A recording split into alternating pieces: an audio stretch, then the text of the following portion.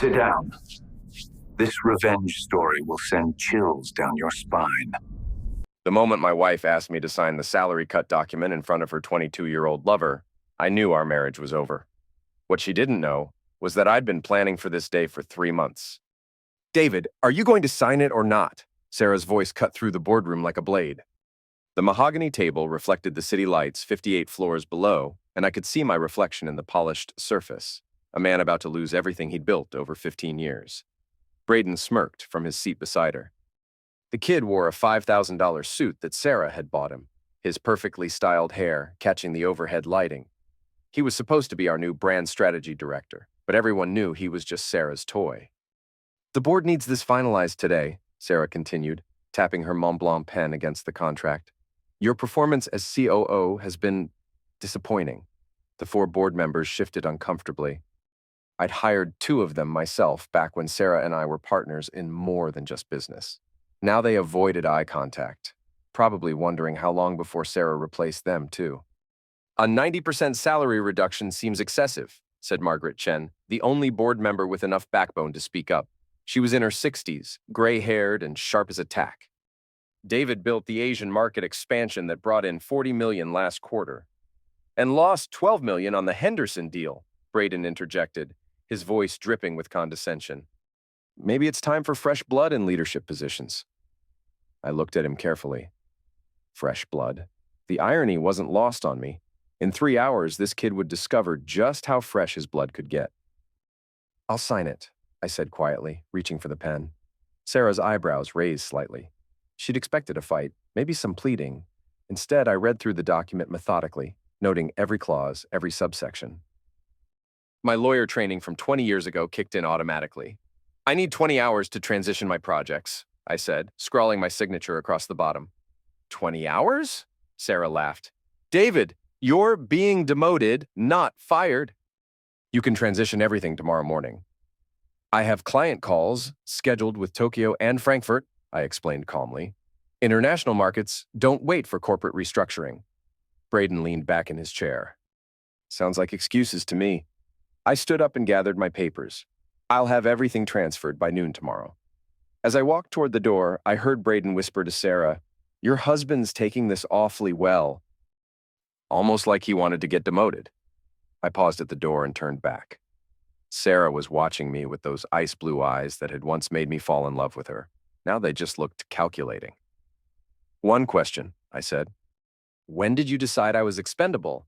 "When you stopped being useful," she replied without hesitation. I nodded and walked out, but not before I caught the satisfied look on Braden's face. The kid thought he'd won. He had no idea that in 18 hours, he'd be begging me not to destroy his entire future. The elevator ride down felt like descending into hell, but I was smiling. Sarah thought she was playing chess while I was playing checkers. She was wrong. I'd been playing a completely different game for months. My phone buzzed as the elevator reached the parking garage. A text from Sheena Martinez, CEO of TechFlow Industries, our biggest competitor. "Package delivered. Rooftop bar at the Meridian, 9 p.m. I deleted the message and headed for my car. Phase 1 was complete. Sarah had just signed her own corporate death warrant, and she didn't even know it. The Meridian's rooftop bar offered a perfect view of our company's headquarters. I could see the lights still burning on the 58th floor where Sarah was probably celebrating her brilliant move with Braden. Sheena Martinez sat in the corner booth, nursing a scotch and reading something on her tablet. At 52, she was everything Sarah pretended to be, genuinely brilliant, ruthlessly effective, and completely uninterested in games. Her black hair was pulled back in a severe bun, and her dark suit probably cost more than Braden's car. "You look like hell," she said as I approached. "Thanks for the pep talk." I slid into the seat across from her. "Did you review the files?" "Every page." Sheena's smile was predatory. "Your wife has been very naughty. Insider trading, contract manipulation, tax evasion through the Cayman subsidiaries." "This is beautiful work, David." A waitress approached our table. "What can I get you?" "Bourbon. Neat," I said. "Make it a double." When the waitress left, Sheena leaned forward. "The question is, how do we know you won't get cold feet? You're about to destroy the woman you've been married to for 8 years. She destroyed us the moment she brought that kid into our bed," I replied. "I'm just returning the favor." "Fair enough. Sheena opened her briefcase and pulled out a contract. This makes you TechFlow's new vice president of strategic acquisitions. Salary is 3 times what Sarah was paying you before the cut, plus a performance bonus when her company goes under. I scanned the contract. Everything looked standard except for one clause. What's this about exclusive rights to her client database? Insurance, Sheena said. Your wife built her empire by stealing our clients 5 years ago. Now we steal them back, plus all the new ones she's acquired. The waitress brought my bourbon. I took a long sip, feeling the burn slide down my throat. How long do you think it'll take? With your insider information, 6 months, maybe less? Sheena's eyes glittered. We'll hit them from 4 directions simultaneously. Regulatory investigations, client defection, supply chain disruption, and media exposure. By the time Sarah figures out what's happening, it'll be too late to stop. What about Braden? What about him? He's nobody. He's not nobody to Sarah, and he's smart enough to be dangerous if we underestimate him. Sheena considered this. You have something in mind? I want him neutralized first, before we move on the company. Personal? Strategic. Sarah makes emotional decisions when she's cornered. Remove her security blanket and she'll start making mistakes. Sheena raised her glass. To the fall of empire. I clinked my glass against hers. How soon can we bury my wife's empire? The pieces are already in motion, she said. We go live Monday morning at 6 a.m. That gives you the weekend to gather any final intelligence. I finished my bourbon and stood up. One more thing. I want to be the one who tells her it's over. Sentimental? Practical. She needs to know who beat her. As I walked away, I could feel Sheena watching me. She probably thought I was driven by wounded pride or masculine ego. She was wrong. This wasn't about revenge, it was about justice. Sarah had spent years building her success on other people's backs, stepping on anyone who got in her way. Now she was about to learn that actions have consequences. My phone rang as I reached the parking garage. Sarah's name appeared on the screen. Where are you? She demanded without preamble. Having a drink, why? Braden thinks you're planning something. He said you seemed too calm today. Maybe I'm just tired of fighting you. Bullcrap, I know you, David. You don't give up this easily. I got into my car and started the engine. What do you want, Sarah? I want you to remember that we built this company together. Don't do anything stupid. Like what? Like thinking you can hurt me without destroying yourself in the process. The line went dead. I sat in the car for a moment, staring up at the building where my wife was probably planning her next move. She was right about one thing. We had built the company together, but she'd forgotten the most important rule of partnership. Never betray the person who knows all your secrets. I pulled out of the parking garage and headed home. Tomorrow, the real work would begin. Ben Foster looked like he was about to vomit as he slid into the booth across from me at Denny's. It was nearly midnight, and the diner was mostly empty except for a few truckers and night shift workers grabbing coffee. This is insane, he whispered, glancing around nervously. If Sarah finds out I'm here, she'll destroy me. She's going to destroy you anyway, I said calmly, sipping my coffee. You think she's going to keep you around after she consolidates power? You've been CFO for 3 years, Ben. You know where all the bodies are buried? Ben's hands shook as he reached for his coffee cup. At 41, he was younger than me, but looked older, probably from the stress of cooking Sarah's books for the past year. What do you want from me? I pulled a flash drive from my pocket and placed it on the table between us. Everything on Sarah's private server, financial records, client communications, board meeting recordings. Especially anything involving the Zurich accounts. Jesus Christ, David, that's enough to put her in prison? That's the idea. Ben stared at the flash drive like it was a venomous snake. Why should I help you? What's in it for me? I opened my briefcase and pulled out a contract. TechFlow Industries is expanding their finance department.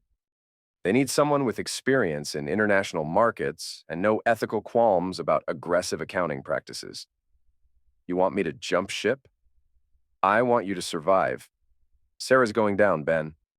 The only question is whether you go down with her or land on your feet somewhere else. Ben read through the contract, his eyes widening at the salary figure. This is twice what Sarah pays me, plus stock options and a signing bonus. All you have to do is download everything from Sarah's server onto this drive and deliver it to me by Sunday night. What if she finds out? She won't. Sarah's too distracted by her boy toy to pay attention to network security. Ben pocketed the flash drive but didn't sign the contract. I need to think about this. You have until tomorrow night. After that, the offer disappears. As Ben stood to leave, I grabbed his wrist. One more thing. If you're thinking about warning Sarah, remember that I already have enough evidence to take her down. The only difference is whether you're standing beside her when the hammer falls or safely across the street watching it happen. Ben yanked his hand away and hurried out of the diner. I watched him through the window as he got into his BMW and drove away. He'd cooperate. Ben was a survivor, not a martyr. My phone buzzed with a text message. Unknown number. Parking garage, level B3, red Mustang. Come alone. I paid my check and headed outside. The message had to be from Braden. He was the only one stupid enough to think he could intimidate me with cryptic threats. The parking garage was dimly lit and mostly empty. I found the red Mustang on the 3rd level, but no sign of Braden. I waited for 10 minutes before giving up and heading back to my car. That's when I saw him in my rearview mirror. Braden was following me, staying about 3 cars back, probably thinking he was being clever. I led him on a slow chase through downtown, making random turns and stops, letting him think he was in control. Finally, I pulled into an all-night gas station and went inside to buy a pack of gum. When I came out, the Mustang was gone. Interesting. Either Braden was smarter than I thought, or someone else was pulling his strings. Either way, it didn't matter. By Monday morning, the kid would have bigger problems than playing spy games. I drove home through empty streets, thinking about Sarah. We'd met in law school, both ambitious and ruthless enough to recognize kindred spirits in each other. For the first few years, we'd been unstoppable, her brilliant strategic mind combined with my operational expertise. The problem with ambitious people is that they never know when to stop. Sarah had built our company into a $100 million empire, but it wasn't enough. She wanted more power, more control, more everything. And when I stopped being useful for her ambitions, she'd decided to replace me. The irony was that she'd taught me everything I needed to destroy her. Sarah had shown me how to be ruthless, how to exploit weaknesses, how to turn allies into enemies. Now I was going to use those lessons against her. I pulled into our driveway and sat in the car for a moment, looking at the house we'd built together. Tomorrow night, I'd take everything from her that mattered. But tonight, I needed to gather the last pieces of evidence that would seal her fate. The game was almost over. Sarah just didn't know it yet. Our house was dark when I pulled into the driveway at 2 a.m. Sarah's car was gone, probably spending the night at Braden's apartment like she had been for the past 2 months. She thought I didn't know, but I'd been tracking her movements through the GPS in her company car. I used the service entrance near the kitchen, the one the housekeeper used during the day. The alarm system was still set to the old code. Sarah had never bothered to change it because she assumed I'd never use it against her. The house felt different in the darkness, like a museum of our failed marriage. Everywhere I looked, I saw reminders of better times. The vacation photos from Italy, the awards from our early business successes, the expensive furniture we'd bought when money stopped being an object. I headed upstairs to Sarah's home office, using my phone's flashlight to navigate the hallway. The office door was locked, but I still had my key. Sarah had probably forgotten I had it. Inside, her computer was in sleep mode. I woke it up and was prompted for a password. I tried our anniversary date, her birthday, our company's founding date. Nothing worked. Then I remembered Braden's birthday, January 15th. The password field accepted it immediately. Pathetic. Sarah had replaced me with a child in every aspect of her life, even her security protocols. I inserted a USB drive and began copying files. Financial records, client contracts, board meeting minutes, personal emails, everything that would prove Sarah's illegal activities over the past 3 years. While the files copied, I searched through her desk drawers. In the bottom drawer, I found a copy of our prenuptial agreement, along with several amendments I'd never seen before. The amendments had been signed during my business trips to Asia, when Sarah had power of attorney. Reading through them, I felt a cold fury building in my chest. Sarah had systematically altered our agreement to give herself control of our joint assets in case of divorce. She'd been planning to leave me for months, maybe years. A sound from downstairs made me freeze. Footsteps in the kitchen. I quickly pocketed the prenup amendments and ejected the USB drive. The file transfer was only 70% complete, but I couldn't risk getting caught. The footsteps were coming up the stairs now. I killed the computer screen and hid behind Sarah's desk. The office door opened, and I heard Braden's voice. I'm telling you, something's not right about this whole situation. You're being paranoid, Sarah replied. David's always been a coward. He won't fight back. Then why was he meeting with Ben Foster at midnight? I followed him to that diner downtown. My blood went cold. If Braden had seen me with Ben, then our whole plan was compromised. Ben probably wanted to complain about the budget cuts, Sarah said dismissively. You worry too much. Maybe. But I think we should move faster on the divorce proceedings. Get him out of the company completely before he has a chance to cause trouble. Patience, baby. If we move too quickly, he might get suspicious and hire a good lawyer. Better to let him think he still has some power while we transfer everything to my name. They were moving toward the bedroom now, their voices fading. I waited until I heard the bedroom door close, then crept back downstairs and out through the service entrance. Sitting in my car, I reviewed what I'd learned. Sarah was planning to divorce me and take everything, but she wanted to do it slowly to avoid suspicion. Braden was smarter and more paranoid than I'd given him credit for, and worst of all, they might already know about Ben. I pulled out my phone and sent a text to Ben. Change of plans. Meet me tomorrow at the original location. Urgent. Then I sent another message to Sheena. Timeline moved up. We need to go live tomorrow night, not Monday. The reply came back immediately. Understood. Everything will be ready. As I drove away from the house, I realized that the game had just become much more dangerous. Sarah and Braden were accelerating their timeline, which meant I had to accelerate mine. Tomorrow would be the day everything came apart. The only question was who would be left standing when the dust settled. The TechFlow Industries building was a gleaming tower of glass and steel on the opposite side of downtown from Sarah's company. At 6 a.m. Saturday morning, it was mostly empty except for security guards and a few ambitious executives. Sheena was waiting for me in the conference room on the 40th floor, surrounded by legal documents, financial projections, and what looked like a detailed military campaign plan.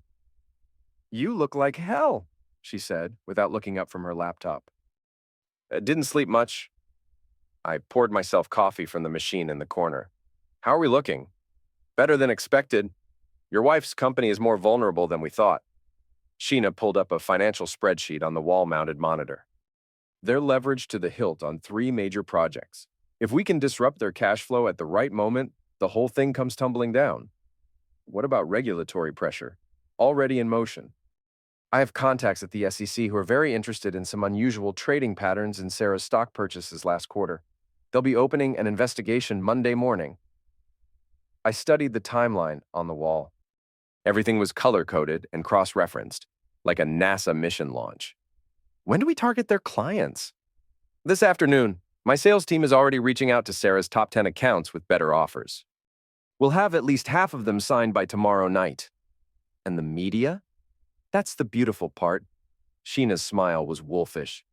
I don't need to plant stories. Your wife has enough genuine scandals that all I have to do is make sure the right reporters start asking the right questions. My phone rang. Ben's name appeared on the screen. I need to take this, I told Sheena, stepping out of the conference room. David, we have a problem, Ben said without preamble. Braden accessed my computer last night. He knows about our meeting. What did he see? I don't know. Maybe nothing, maybe everything. But he was asking questions this morning about unusual network activity. Did you get the files? Most of them. But I couldn't access Sarah's personal server without triggering security alerts. That's okay. We have enough. I checked my watch. Meet me at the park on 5th Street in 1 hour. Bring everything you have. David, I'm scared. If Sarah finds out, she won't. Trust me. By tomorrow night, Sarah will have bigger problems than what you've been doing. I hung up and returned to the conference room. Sheena was on her own phone call, speaking rapid-fire Spanish to someone who sounded very unhappy. Problems? I asked when she finished. Nothing we can't handle. My contact at the Port Authority found some interesting discrepancies in your wife's import documentation. Turns out she's been undervaluing shipments to avoid customs duties. How much are we talking about? About $12 million in unpaid fees plus penalties. The government doesn't like being cheated. I sat down and looked at the war plan spread across the table. In less than 24 hours, Sarah's empire would be under attack from 6 different directions. Regulatory investigations, client defections, supply chain disruptions, media scrutiny, financial pressure, and legal challenges. Are you sure you want to do this? Sheena asked quietly. Once we pull the trigger, there's no going back. Your wife's company will be destroyed. And probably her personally, too. I thought about Sarah's face when she'd humiliated me in front of the board. The cold calculation in her eyes, the way she'd dismissed 15 years of partnership like it meant nothing. I'm sure. Good. Sheena closed her laptop. Because I've been wanting to crush that bitch for 5 years. I looked at her sharply. This isn't personal for me, it's business. Of course it is. But her smile suggested otherwise. I left TechFlow and drove to meet Ben, but I couldn't shake the feeling that I was missing something important. Sheena had been too eager to help, too well prepared. This wasn't just about business competition, she had her own agenda, but it didn't matter. Sarah had made her choice when she decided to betray me. Now she would live with the consequences. The park was mostly empty except for a few joggers and dog walkers. Ben was sitting on a bench near the pond, feeding ducks and looking like a man attending his own funeral. You brought everything? I asked, sitting down beside him. Ben handed me a manila envelope. Financial records, email correspondence, board meeting recordings, everything that proves Sarah's been cooking the books. What about the Zurich accounts? That's the smoking gun. She's been moving money offshore to avoid taxes. We're talking about $15 million that the IRS doesn't know exists. I flipped through the documents. Every page was another nail in Sarah's coffin. This is perfect. David, I need to know something. When this all comes out, when Sarah's company collapses, what happens to the employees? There are 300 people who work there. Sheena's planning to acquire the profitable divisions. Most of the staff will be offered positions at TechFlow. And the ones who aren't? That's not my problem. Ben looked at me like he was seeing me for the first time. Jesus, you've really changed. No, I said, standing up. I just stopped pretending to be someone I'm not. As I walked away, I could feel Ben watching me. He probably thought I'd become a monster. Maybe he was right, but monsters got results. And right now, results were all that mattered. Sarah had taught me that the only thing that mattered in business was winning. Tomorrow, she would discover just how well I'd learned that lesson. Monday morning came like a hurricane. I was in Sheena's office at 5:30 a.m., watching the final preparations. Her team had been working through the weekend, coordinating attacks on Sarah's company from multiple angles. Status report, Sheena said, addressing the room full of executives and lawyers. SEC investigation is official as of 20 minutes ago, said a woman in a navy suit. They're requesting all financial records for the past 3 years. Media? Sheena asked. Business Journal will run the story about the customs violations in today's edition. Wall Street Times has the insider trading piece ready for tomorrow. Client acquisition? A younger man with thick glasses spoke up. We've signed 4 of their top clients since Friday. 3 more are in negotiations. I watched the coordinated assault with a mixture of admiration and terror. These people were dismantling Sarah's empire with the efficiency of a military operation. What about stock price? I asked. Sheena pulled up a real-time chart on the main screen. Sarah's company stock had opened at $47 per share. As news of the SEC investigation broke, it dropped to $41, then $38, then $33. It's beautiful, Sheena murmured. My phone buzzed with a text from Sarah. Where the hell are you? We have a crisis. I showed the message to Sheena. Should I go? Absolutely. I want you there when she realizes what's happening. The elevator ride up to the 58th floor felt like ascending to a crime scene. Through the glass walls, I could see Sarah's staff running around like ants whose hill had been kicked over. Sarah was in the main conference room, shouting at someone on the phone, while Braden stood beside her, looking pale and confused. I don't care what the SEC thinks they found, Sarah was saying. Those transactions were completely legitimate.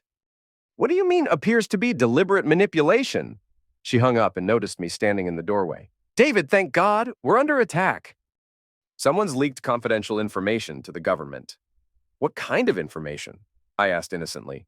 Financial records, trading data, customs documentation. The kind of stuff that only someone with high-level access could obtain. Braden stepped forward. We think it might be Ben. He's been acting strange lately. Ben? I frowned. That doesn't make sense. He's been with us for 3 years. People change when they smell blood in the water, Sarah said bitterly. Speaking of which, where were you this weekend? I tried calling. Home, mostly.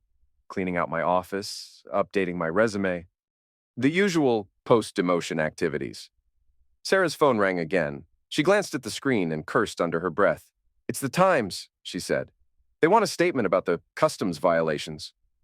What customs violations? I asked. Someone leaked documentation showing we've been undervaluing imports to avoid duties. It's technically illegal, but everyone does it. How much money are we talking about? 12 million plus penalties. Sarah answered the phone. This is Sarah Mitchell. No, I have no comment at this time. That's absolutely false. We'll be releasing a statement through our legal department. She hung up and threw the phone across the room. It shattered against the wall. How bad is this? Braden asked. Bad? The stock is in free fall. The SEC is crawling up our ass, and half our clients are probably getting calls from competitors right now. As if on cue, Sarah's assistant knocked on the door. I'm sorry to interrupt, but Harrison Industries just canceled their contract. They said they're concerned about our regulatory compliance issues. Sarah's face went white. Harrison Industries was their biggest client, worth $15 million annually. Get me their CEO on the phone, she snapped. I tried. His assistant said he's not available. Another knock on the door. This time it was the head of sales. We just lost Meridian Corp and Tech Solutions. Both cited concerns about our legal troubles. I watched Sarah's empire crumble in real time. Each phone call, each lost client, each dropped point in stock price was another step toward her destruction. We need to find out who's behind this, Braden said. This is too coordinated to be random. Sarah looked at me suspiciously. You've been awfully quiet, David. I'm trying to process all this. Who would want to destroy our company? TechFlow, Sarah said immediately. That bitch Sheena has been trying to crush us for years. Do you have proof? I don't need proof. I know her. My phone buzzed with another text, this one from Sheena. Phase 2 in 30 minutes. I excused myself to use the bathroom, then called Sheena from the hallway. How's she taking it? Sheena asked. About as well as expected. She knows you're involved. Perfect, that'll make her sloppy. Is she in the office? Conference room with Braden and about 6 other people? Good. Make sure she's watching the news at exactly 10 a.m. What happens at 10 a.m.? The real fun begins. I returned to the conference room where Sarah was trying to coordinate damage control with her remaining staff. We need to issue a statement, she was saying. Something that acknowledges the investigations but maintains our innocence. What about the stock price? Someone asked. It'll recover once people realize this is a coordinated attack by our competitors. At exactly 10 a.m., someone turned on the wall-mounted television. A business news anchor was discussing the morning's market activity. In other news, the anchor said, anonymous sources have provided this network with recorded conversations, allegedly showing executives at Mitchell Industries discussing illegal financial practices. Sarah's face went ashen as her own voice filled. The room clearly discussing the transfer of money to offshore accounts to avoid taxes. That's from our board meeting last month, she whispered. The recording continued for 30 seconds before cutting off. The damage was done. How did they get that? Braden demanded. Sarah was staring at me with growing suspicion. Those meetings are supposed to be confidential. Maybe someone's phone got hacked, I suggested.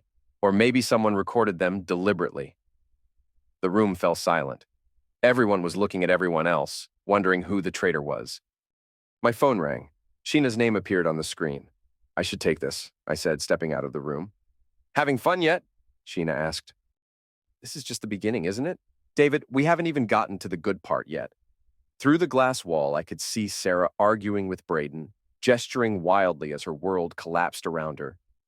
For the first time since this all began, I felt a twinge of guilt. Then, I remembered the humiliation in the boardroom, the prenup amendments, the casual cruelty in Sarah's voice when she'd dismissed our marriage. The guilt disappeared. What's next? I asked Sheena. Patience. Let her suffer a little longer. The real surprise comes tonight. I didn't go home until after midnight. Sarah's car was in the driveway, which meant she was probably waiting for me. Good. It was time we had an honest conversation. The house was dark, except for a single light in the living room. Sarah was sitting on the couch with a glass of wine, still wearing her business suit from 12 hours earlier. She looked exhausted.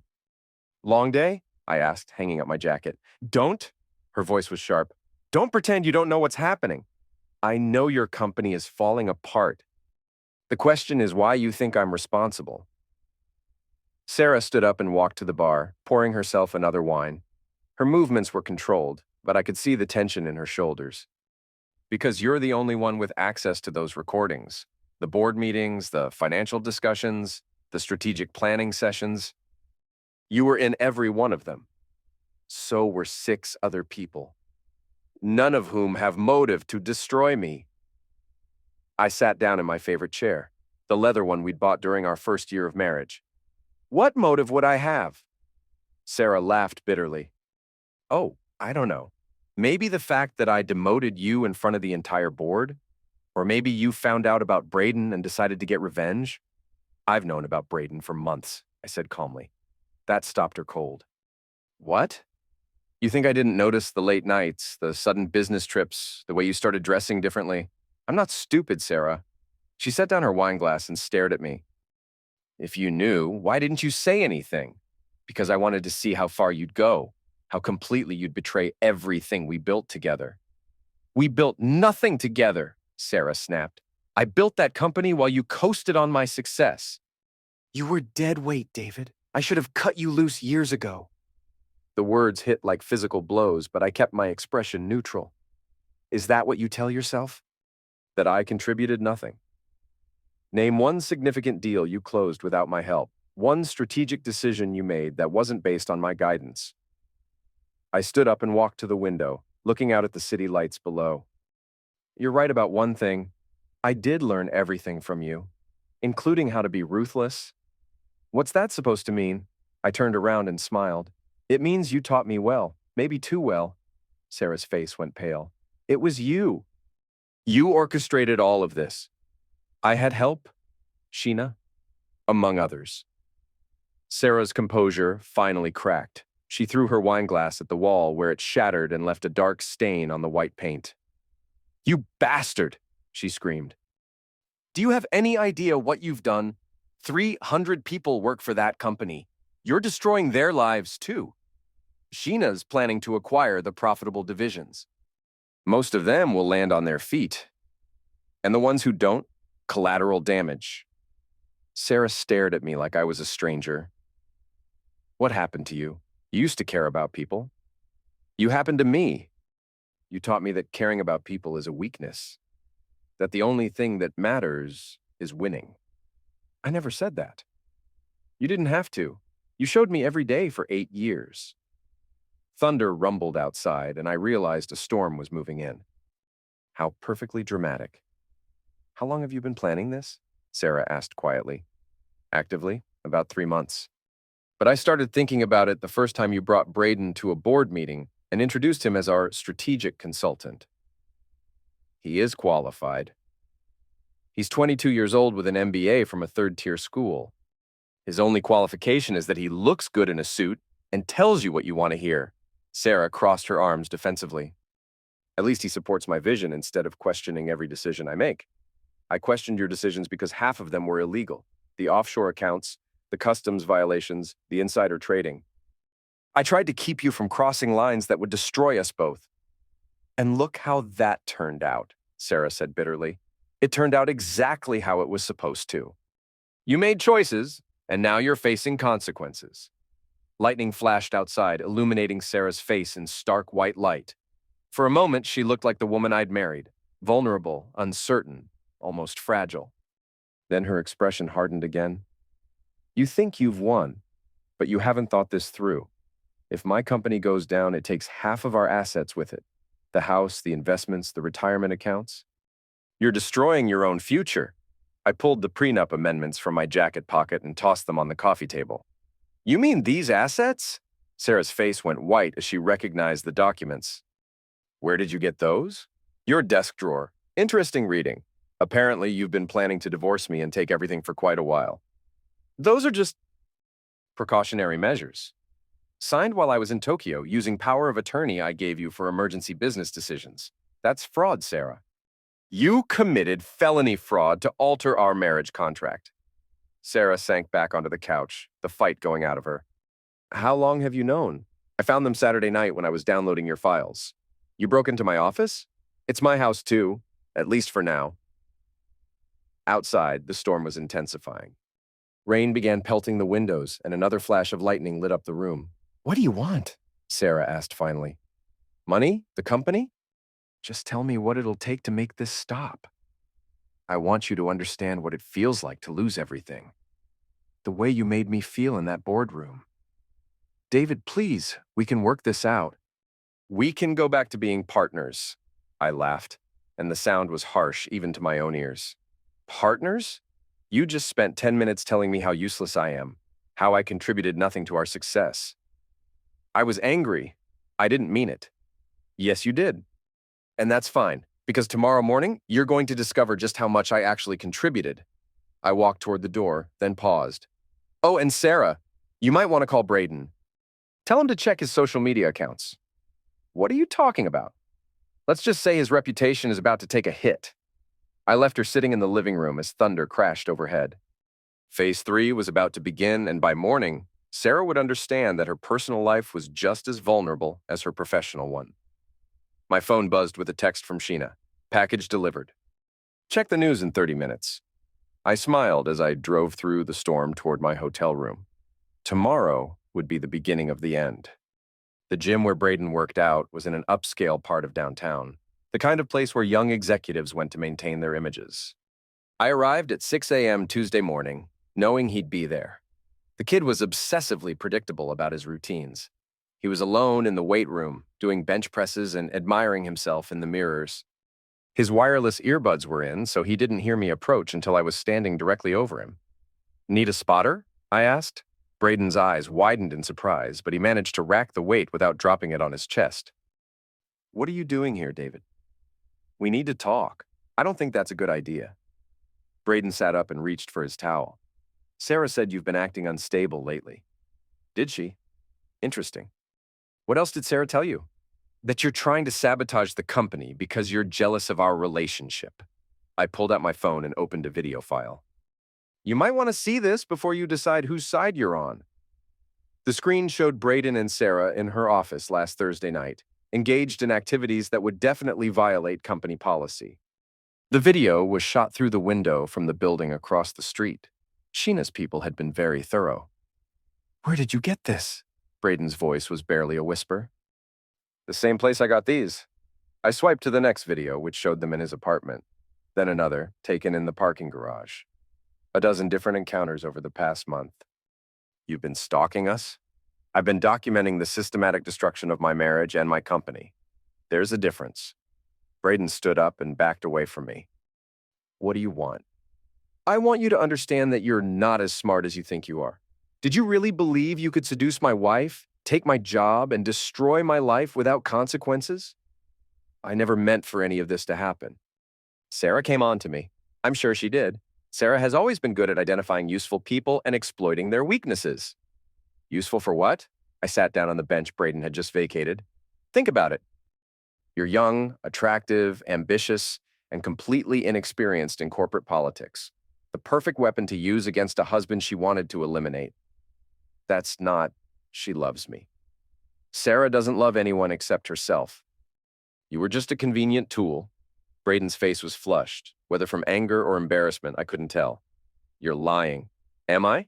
Then explain why she's been moving money offshore without telling you.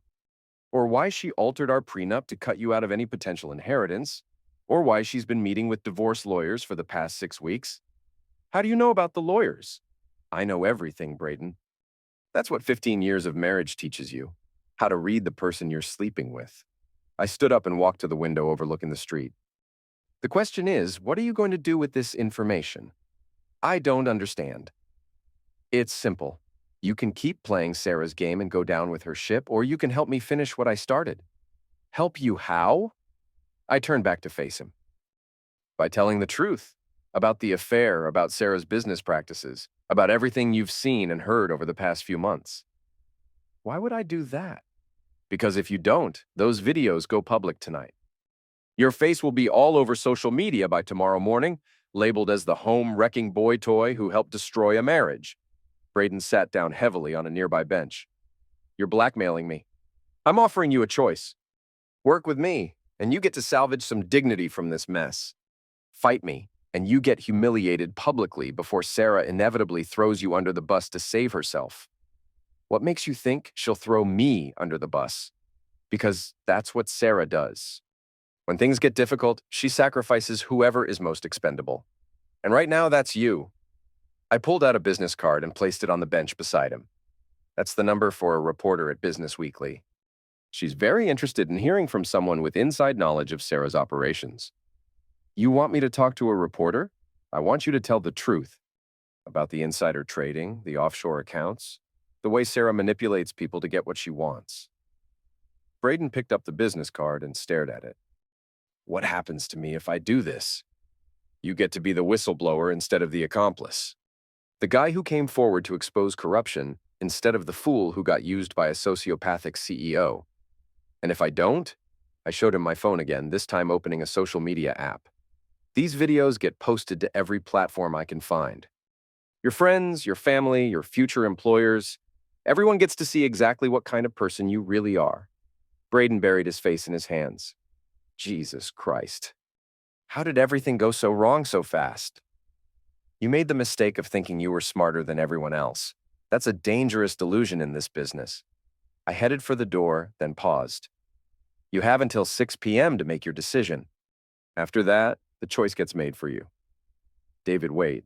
I turned back. If I do this, if I talk to the reporter, what guarantee do I have that you won't release the videos anyway? You don't have any guarantee. But think about it logically. If you're cooperating with me, what benefit would I get from destroying you? Revenge only works if the target is still your enemy. I left him sitting in the empty gym, staring at the business card like it was a snake. He'd make the right choice.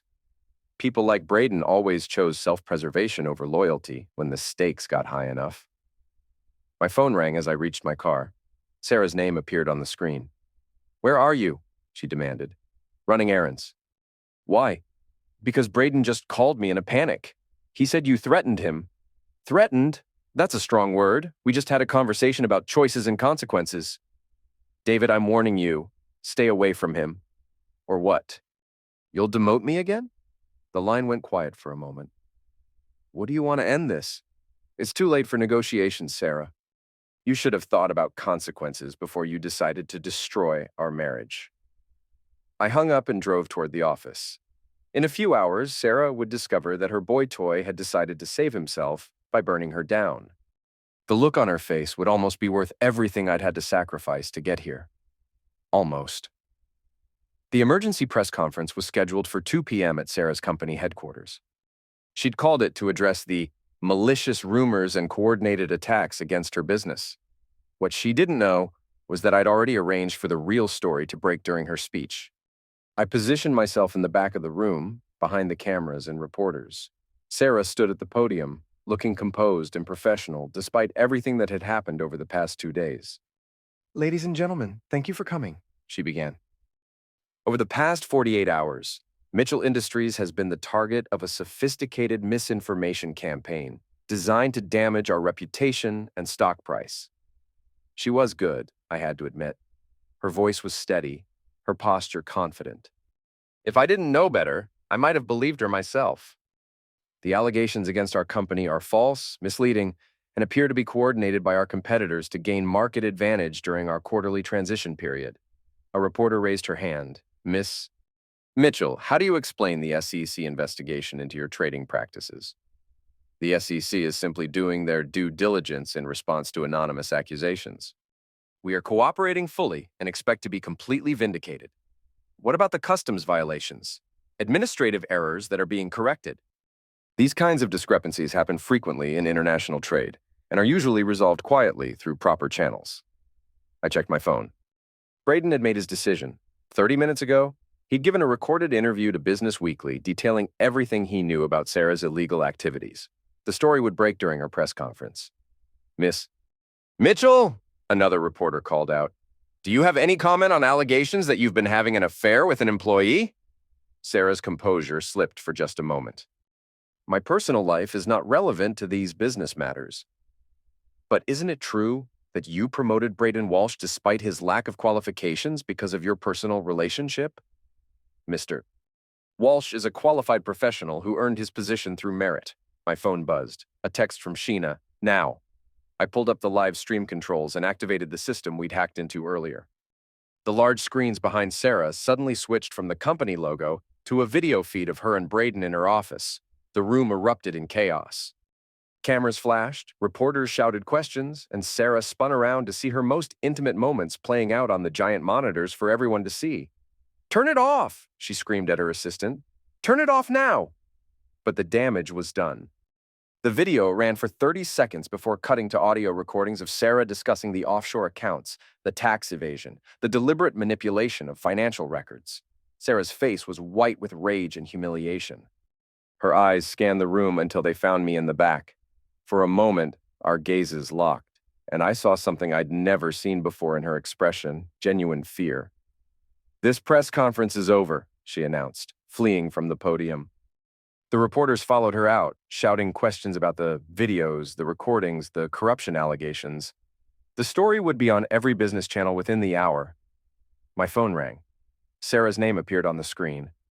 "You son of a bitch," she said when I answered. "Public forums can be so unpredictable. How did you get those recordings? You taught me to always keep documentation, remember? I just followed your advice. David, please, we can still fix this. We can work together. It's too late for that. You made your choice when you decided I was expendable. What do you want? I'll give you anything. I don't want anything from you anymore, Sarah. I just want you to experience what it feels like to lose everything that matters." I hung up and walked out of the building. The press conference had been the point of no return.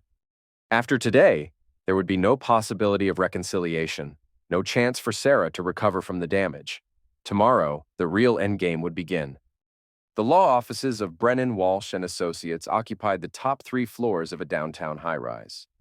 I sat in the marble lobby at 9 a.m. Wednesday morning, waiting for Sarah to arrive for what she thought was a settlement negotiation. She walked in looking like she hadn't slept in days. Her usually perfect hair was pulled back in a messy ponytail, and her designer suit couldn't hide the exhaustion in her posture. "David," she said, sitting across from me. "Thank you for agreeing to meet. I figured we should try to resolve this like adults." Her lawyer, a sharp-faced woman named Patricia Brennan, joined us along with my own attorney. We moved to a conference room with floor-to-ceiling windows overlooking the city. "Let's get straight to the point," Brennan said. "My client is prepared to offer a generous settlement to resolve this matter quickly and quietly." "How generous?" my lawyer asked. Sarah slid a document across the table. 50% of our joint assets, plus a consulting fee for your cooperation in rebuilding the company. I pretended to read through the offer carefully. It was actually quite fair, considering Sarah's desperate position. Too bad I wasn't interested in being fair. "There's a problem with this offer," I said finally. "What kind of problem?" Brennan asked. I pulled out the prenup amendments I'd found in Sarah's desk. "These documents alter our original marriage contract in ways that I never agreed to." Sarah's face went pale. "Those are just administrative updates. Administrative updates that were signed using power of attorney while I was out of the country. That constitutes fraud under California law." Brennan examined the documents, her expression growing increasingly grim. "These signatures, when were these signed?" "Last March, while David was in Tokyo," Sarah admitted quietly. "Without his knowledge or consent? I had power of attorney for business decisions. This isn't a business decision. This is a fundamental alteration of a legal marriage contract." Brennan looked at her client with barely concealed anger. "Sarah, why didn't you tell me about these?" "I didn't think they were relevant." My lawyer leaned forward. "Actually, they're very relevant. These amendments void the entire prenuptial agreement, which means all assets acquired during the marriage are subject to equal distribution." "What does that mean exactly?" Sarah asked. "It means your husband is entitled to half of everything, including the company's stock, the offshore accounts, and any assets you've attempted to hide through fraudulent means." Sarah's composure finally cracked completely. You can't do this to me. I built that company from nothing. With my help, I reminded her. 15 years of my help. The company is worth nothing now anyway. The stock price has collapsed, half the clients are gone, and the SEC is going to freeze our accounts. Not all the accounts, I said quietly. Sarah stared at me. What do you mean? I pulled out another set of documents. The Zurich accounts, the Cayman holdings, the shell companies in Delaware. I've been tracking all of them for months. Those are private investments. Those are marital assets acquired through income earned during our marriage, which makes them subject to division in divorce proceedings. Brennan was reading through the financial documents, her expression growing more shocked with each page. Sarah, you never disclosed any of these assets. We're talking about... Jesus Christ, this is nearly $20 million.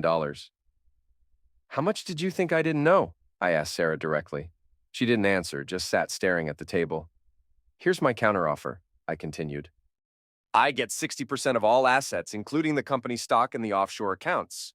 You get to keep your freedom and avoid criminal prosecution for fraud. 60%, that's insane. Actually, it's generous. Considering that you committed multiple felonies to steal from me, I could pursue criminal charges and civil penalties that would leave you with nothing. Sarah looked at her lawyer desperately. Can he do that? Brennan nodded grimly. The fraudulent signature alone is enough for criminal charges. Add in the tax evasion and the hidden assets, and you could be looking at serious prison time. What if I refuse his offer? Then I'll recommend that you find a criminal defense attorney instead of a divorce lawyer. The room fell silent except for the sound of traffic 40 stories below. Sarah sat with her head in her hands, finally understanding that she had no leverage left. I need time to think about this, she said finally. You have until 5 p.m. today, I said, standing up. After that, the offer expires, and I pursue criminal charges. As I walked toward the door, Sarah called out, David, wait! I turned back. Why are you doing this? We loved each other once. No, I said quietly. You loved what I could do for you. There's a difference. I left her sitting in the conference room, finally understanding what it felt like to be powerless. By evening, she'd signed the agreement. The online auction went live Friday morning at 10 a.m. Every luxury item Sarah had purchased during our marriage was up for sale. The yacht, the art collection, the jewelry, the designer furniture, everything that represented the lifestyle she'd built by stepping on other people. I was in Sheena's office watching the bidding activity on multiple screens. The items were being sold through a legitimate auction house, but I'd made sure the press knew about it. The business media was treating it like entertainment. The Monet just sold for $12 million, Sheena announced. 20% above estimate. What about the yacht? Bidding war between 3 buyers. We're up to $8 million now. I watched the numbers climb on the screens. Every dollar was another piece of Sarah's identity being stripped away. She'd defined herself by these possessions, and now they were being sold to the highest bidder. My phone buzzed with a text from an unknown number. You're making a mistake. This isn't over. I showed the message to Sheena. From your wife? Probably. She's been sending threats all week. You're not worried? What's she going to do? She has no money, no company, and no allies. Empty threats from a desperate person. Another message came through. Braden says you planned this whole thing from the beginning. Says you're not the victim you pretend to be. I smiled and typed back. Tell Braden I said thanks for the cooperation. Couldn't have done it without him. The reply came immediately. What do you mean? Instead of responding, I pulled up a social media page and sent Sarah the link. It was Braden's Instagram account, which now featured a long post about his relationship with Sarah. The post was carefully crafted to make him look like an innocent victim who'd been seduced and manipulated by an older, corrupt CEO. He described their affair in detail, painting Sarah as a predator who'd used her position to exploit a young employee. The whole relationship was based on lies, Braden had written. She told me she was getting divorced, that her husband was abusive, that she needed someone to protect her. I believed her because I was young and stupid. Now I realize that I was just another tool in her manipulation. The post was getting thousands of likes and shares. The comments were brutal. My phone rang. Sarah's name appeared on the screen. You bastard, she said without preamble. You turned him against me. I didn't have to turn him against you. I just showed him what you really are. He's lying about everything. I never told him you were abusive. Maybe not those exact words. But you did tell him I was holding you back, didn't you? That you'd be happier without me? That's different. Is it?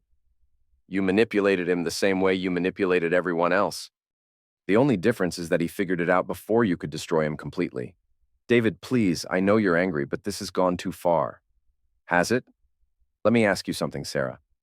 When you were signing those prenup amendments, did you think about what would happen to me if I found out? I thought it would never come to that. You thought you could steal from me and I'd never notice. You thought you could replace me with a child and I'd just accept it. You thought I was weak. I never thought you were weak. Yes, you did. That's why you're so surprised that I fought back. The auction was winding down. The final item, Sarah's engagement ring, was selling for twice what I'd paid for it 10 years ago. The ring just sold, I told her. You sold my engagement ring? It was purchased with marital assets. Everything's for sale now. Sarah was quiet for a long moment. I don't know who you are anymore. I'm the person you created. You taught me that loyalty is weakness, that sentiment is a liability, that the only thing that matters is winning. Congratulations, I learned the lesson perfectly. I hung up and turned back to the auction results, $26 million from the sale of assets. Combined with my share of the other accounts, I was actually wealthier now than when we'd been married. Feeling satisfied? Sheena asked. Getting there. What's next? I looked out the window toward Sarah's building where the lights were still burning on the 58th floor. She was probably up there trying to salvage something from the wreckage of her empire. Now comes the final act, I said. Saturday night, I got the call I'd been waiting for. She's on the move, Sheena said. Private airfield outside the city. Looks like she's trying to run. I was already in my car, driving through the rain toward the corporate airport where Sarah kept her helicopter. She'd probably liquidated whatever assets she could access and was planning to disappear to a non-extradition country. Too bad I'd anticipated this move weeks ago. The airfield was mostly empty except for maintenance crews and a few private jets. Sarah's helicopter was on the pad at the far end, rotors already spinning. I could see her running across the tarmac with a single suitcase, her hair whipping in the wind. I pulled my car directly onto the runway, blocking her path to the helicopter. Sarah saw me coming and changed direction, running toward the terminal building instead. I followed her on foot, catching up as she reached the parking structure. She was breathing hard, her designer clothes soaked from the rain. Going somewhere? I called out. Sarah spun around, her face a mixture of rage and desperation. Get away from me, David. We need to talk. We have nothing to talk about. You've destroyed everything. Are you happy now? Not yet. She pulled a gun from her purse, a small silver pistol I'd never seen before. Her hands were shaking as she pointed it at me. I'm not going to prison because of you, she said. You're not going to prison at all. The prosecutors don't have enough evidence for criminal charges. You'll pay some fines, lose your business license, but that's all. Then why are you here? Because you still don't understand what you did wrong. I know exactly what I did wrong. I trusted you. I let you into my life, into my business, and you used it all against me. No, Sarah. What you did wrong was thinking you could treat people like disposable objects. Employees, business partners, husbands, everyone was just a tool to be used and discarded when you got bored. That's not true, isn't it? How many people have you stepped on to get where you are? How many lives have you ruined for your own advancement? The gun was still pointed at me, but Sarah's arm was wavering. You're just as bad as I am now. Look what you've become. I became what you needed me to become. You wanted a ruthless partner who could match your ambition. Well, congratulations, you got one. I never wanted this. Yes, you did. You just wanted to be the only one with power. Sarah's composure finally broke completely. She sank to her knees on the wet concrete, the gun falling from her hands. I had everything. Everything I worked for, everything I built. And you took it all away. I didn't take anything. I just stopped letting you steal from me. 20 years of my life? Gone? 15 years of mine, but I'm not complaining. I picked up the gun and removed the bullets, then tossed it into a nearby dumpster. Sarah was sobbing now. All her carefully maintained control finally shattered. What happens now? She asked through her tears. Now you learn to live with consequences. You find a job, you rebuild your life. You try to become a better person. Or you don't. It's your choice. I don't know how to be anything else. Then I guess you'll figure it out. I pulled the final piece of evidence from my jacket, a bag containing the cash Sarah had been planning to escape with. 20,000 in small bills, probably her last liquid asset. You forgot this, I said, throwing the bag over the edge of the parking structure. The bills scattered in the wind, disappearing into the darkness below. Sarah screamed in rage and desperation, but she didn't try to chase the money. She just knelt there in the rain, finally understanding that she had lost everything. You never respected power, I told her. You confused cruelty with strength, manipulation with intelligence. Now choke on the consequences. I walked away, leaving her alone in the parking structure. Behind me, I could hear her sobbing, but I didn't look back. The game was over. I had won. But as I drove home through the empty streets, I couldn't shake the feeling that winning felt a lot like losing. Sarah was destroyed just as I'd planned. But in destroying her, I destroyed the man I used to be as well. Maybe that was the real price of revenge, not just what it cost your enemy, but what it cost yourself. I pulled into the driveway of my new house, a modest place across town from the mansion I'd shared with Sarah. Tomorrow, I would start my new job at TechFlow Industries. I would rebuild my life from scratch just like Sarah would have to do. The difference was that I still had money, connections, and a future. Sarah had nothing but the knowledge that she'd created her own destruction through her choices. Some lessons can only be learned the hard way. As I unlocked my front door, my phone buzzed with one final text from Sarah. I hope it was worth it. I typed back, it was. But as I hit send, I wondered if that was really true.